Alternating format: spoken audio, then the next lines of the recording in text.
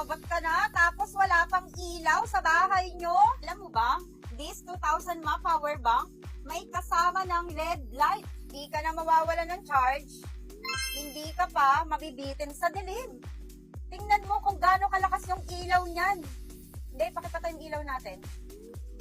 Tingnan nyo mga mamshi, sobrang liwanag nito, kaya kahit nasa dilim ka, gagamit mo to sa labas, even sa bahay nyo. Sama na na.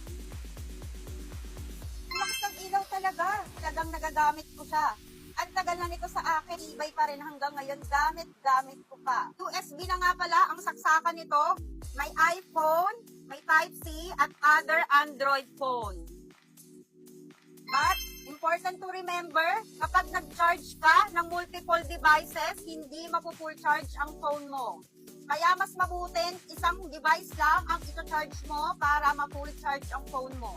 And honestly, yung LED light talaga ang very useful for me. Pero kung kailangan mo ito, just in case na mag-run out sa inyo, at least meron kang backup